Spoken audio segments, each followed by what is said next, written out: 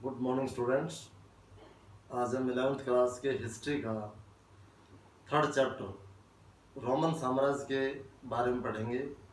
पीछे 2 लेक्चर हम पढ़ चुके हैं रोमन साम्राज्य के विस्तार के बारे में, उसकी आर्थिक स्थिति के बारे में, उसकी राजनीतिक स्थिति के बारे में हम पढ़ चुके हैं।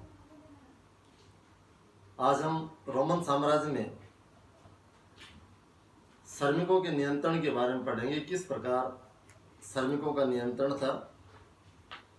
भूमध्य सागर और निकटवर्ती पूर्व दोनों ही क्षेत्रों में दासता की जड़ें बहुत गहरी थी और 4वीं शताब्दी में ईसाई धर्म ने राज्य धर्म बनने के बाद भी इस गुलामी की प्रथा को कोई गंभीर चुनौती नहीं दी। इसका अर्थ यह नहीं है कि रोम साम्राज्य की अर्थव्यवस्था का अधिकांश श्रम दासों द्वारा ही किया जाता था। तथापि यह बात गणतंत्रीय काल में इटली के मामले में भी सही हो सकती है। अगस्टस के शासनकाल में इटली की कुल 75 लाख की आबादी में 30 लाख दास थे। ये बात नोट करनी है कि कुल इटली की 75 लाख की आबादी में कितने दास थे? 30 लाख दास थे।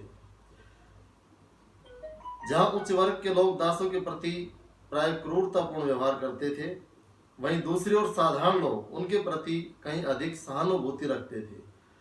तो यहाँ पर हम कह सकते हैं कि रोमन साम्राज्य की अर्थव्यवस्था में दासों का बहुत अधिक महत्व था। सारा जो काम था वो दासों से लिया जाता था, उन पर अत्याचार किया जाता था।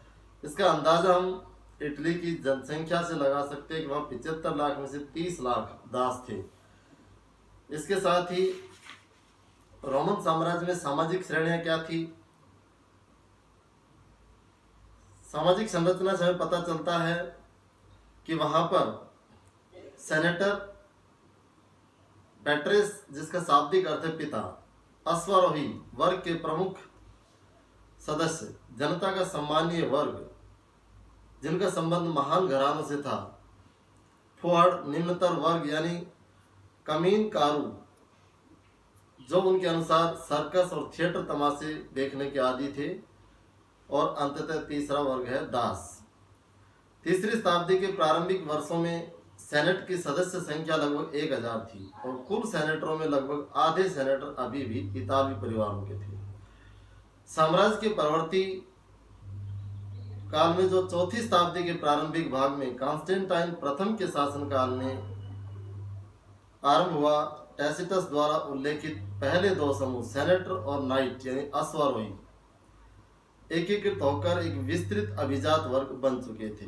तो यहाँ कुल मिलाकर हम 2 बात कह सकते हैं कि एक तो अभिजात वर्ग और दूसरा दास वर्ग। ये प्रमुख सामाजिक श्रेणियां थी। रोम साम्राज्य के परवर्ती काल में वहां के नौकरशाही के उच्च और मध्य वर्ग अपेक्षाकृत बहुत धनी थे, क्योंकि उन्हें अपना वेतन सोने के रूप में मिलता था और वे अपनी आमदनी का बहुत बड़ा हिस्सा जमीन जैसी परिसंपत्तियां खरीदने में लगाते थे। इसके अतिरिक्त रोमन साम्राज्य में भ्रष्टाचार बहुत फैला हुआ था, विशेष रूप से न्याय प्रणाली और सैन्य आपूर्तियों के प्रशासन में। उच्च अधिकारी और गवर्नर लूट खसोट और लालच के लिए कुख्यात हो गए थे। तो अब हम यहाँ देखते हैं कि जो सामाजिक श्रेणियां मुख्य रूप से 2 सामाजिक श्रेणियां थी, अभिजात वर्ग और निम्न वर्ग जो दासों के रूप में था। अभिजात वर्ग वहाँ धनी वर्ग था और निम्न वर्ग जो दासों के रूप में था वो मेहनतकश वर्ग था। इसके बाद आता है इसका परवर्ती पुराकाल। इस अध्याय के अंत में हम रोमन साम्राज्य की अंतिम शताब्दियों में उसके सांस्कृतिक परिवर्तनों पर दृष्टि करेंगे। परवर्ती पुराकाल शब्द का प्रयोग रोमन साम्राज्य के उद्भव, विकास और पतन के इतिहास को उस अंतिम दिलचस्प अवधि का वर्णन करने के लिए किया जाता है जो मोटे तौर पर 4वीं से 7वीं शताब्दी तक फैली हुई थी। यहाँ 2 महत्वपूर्ण घटनाएं 4वीं और 7वीं शताब्दी में घटी जो महत्वपूर्ण परिवर्तन हुए जिसको हम कह सकते हैं। तो पहला जो परिवर्तन था उसमें एक था सम्राट कॉन्स्टेंटाइन द्वारा ईसाई धर्म को राजधर्म बनाना, और दूसरा था 7वीं शताब्दी में इस्लाम धर्म का उदय होना। लेकिन इसी दौरान एक और परिवर्तन भी महत्वपूर्ण था जो सम्राट डायोक्लेशियन के समय में प्रारंभ हुए। डायोक्लेशियन अपने राज्य का विस्तार करता गया और अनेक प्रदेशों की सामाजिक आर्थिक दृष्टि से जिनका कोई महत्व नहीं है, इसलिए उसने अपने हिस्सों को छोड़कर साम्राज्य को थोड़ा छोटा बना लिया था। उसने साम्राज्य की सीमाओं पर किले बनवाए, प्रांतों का पुनर्गठन किया, असैनिक कार्यों से सैनिक कार्यों से अलग कर दिया। साथ ही उसने सेनापतियों को आर्थिक स्वायत्ता प्रदान की, जिससे सैन्य अधिकारी और अधिक शक्तिशाली हो गए। तो इस प्रकार हमने देखा कॉन्स्टेंटाइन के समय में भी कुछ महत्वपूर्ण परिवर्तन हुए। इसके अतिरिक्त रोमवासियों और यूनान की पारंपरिक धार्मिक संस्कृति बहुदेववादी थी, अर्थात अनेक देवताओं की पूजा करते थे वो, जिसमें जुपिटर, जूनो, मिनर्वा, मार्स जैसे अनेक रोमन इतालवी देवों और यूनानी और पूर्वी देवताओं का पूजन किया करते थे, जिसके लिए उन्होंने साम्राज्य भर में हजारों मंदिर, मठ और देवालय बनवाए। तो इस प्रकार हमने देखा कि बहुदेववादी संस्कृति रोमन साम्राज्य में फैली हुई थी।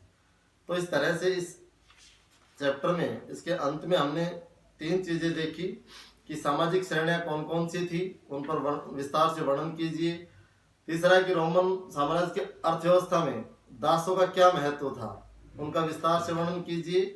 और इसके साथ ही परवर्ती पुराकाल में रोमन साम्राज्य में क्या क्या महत्वपूर्ण परिवर्तन आए, उनका वर्णन कीजिए। ये क्वेश्चन यहाँ पर बनते हैं जो अपनी नोटबुक में आपने करने हैं। Thank you.